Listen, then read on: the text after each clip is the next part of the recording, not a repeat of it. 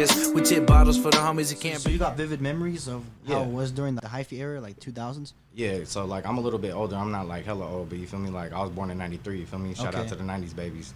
But yeah, man. Like I remember the hyphy era. I remember growing up in it. I'm trying to tell you, they had sideshows in Fremont. Real talk, not like stupid hyphy ones. You feel me? Where there's hundreds of people, but you know what I'm saying. People will be dipping and yoking it. You know, Fremont Boulevard, whatever, through Irvington, through Cabrillo. That's where I'm from. You feel me? Damn, people over here blowing me up. You see, that's what Yeah, happened. they see you in the interview. They see like, exactly. man, I'm like, bro, you need to stop. I'm not saying it happened every week, and I'm saying I've seen it. You know what I'm saying? I've seen people yoking their things, you know what I'm saying, pulling up in their 5.0s, whatever, like back in the day. Like, people just used to pull up. We still have the culture part of, you know what I'm saying? It drips from the city, you know what I'm saying, from Oakland. It's not like it just stops right there. It's not like people ain't dripping in from the city. Everybody got a baby mama in Fremont, you know what I'm saying? Yeah. Messy Marv used to live in Fremont. He lived right around the corner from us. So, you know what I'm saying? Okay. And is there a history of rappers coming from Fremont? Like back then, was there rappers coming out of Fremont like that? Not that I know of.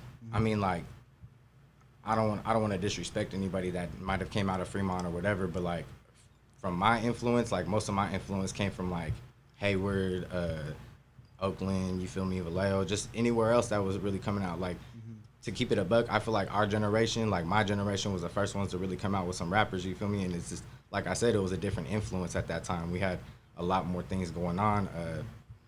You know what I'm saying? More people come into the city. You know what I'm saying? That's how it is. Yeah. It's definitely the most diverse city in the Bay. I'll say that.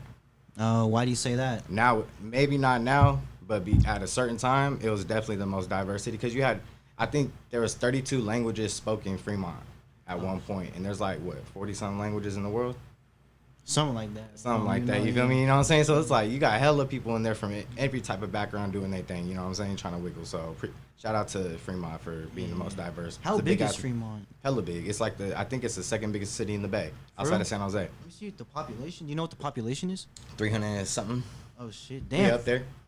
We up there. That's what I'm saying. Yeah. You got to think from I North didn't know Fremont that. all the way down to Warm Springs. You feel me? Warm Springs, like to where you get to Milpitas and all that. That's still Fremont. Yeah. And then when you get on the 680 and you drive in and you go all the way out to like Niles, Niles is still part of Fremont. So Fremont was actually 5 towns that got all combined into one. This was back in like I think the 1940s or 50s or something. Formed into one, and that's how you got Fremont. That was back in the 50s. That's like the real history.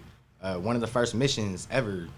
Mission San Jose, that's in Fremont. You know what I'm saying? People be sleeping on how big Fremont really is and the history behind it. We play a part in the Bay Area too. The second oldest high school in the East Bay, or I think in the Bay Area period, is the one that I went to, Washington High School. Okay. How many high schools was in Fremont? I think there's like 5. Damn. Yeah, there's a bunch. That's what I'm saying. It's populated. You go get to know some people from Fremont, you find out, yo. Yeah. Okay. Yeah. Yeah. Okay.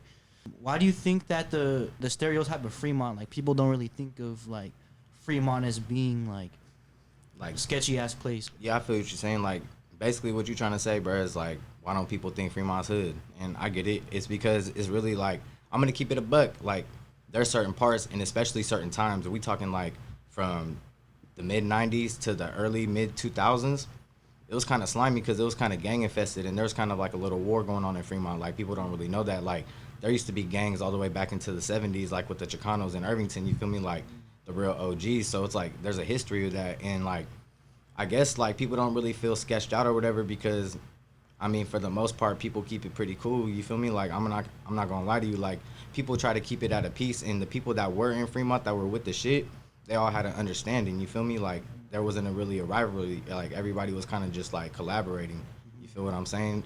Don't get it twisted though, like I said, there was like little mini this and that, but I'm not into the politics, so I don't really want to get too deep into that. But like I said, don't get it twisted. There's real ones everywhere. Like that's all I'm gonna say. Yeah. Okay.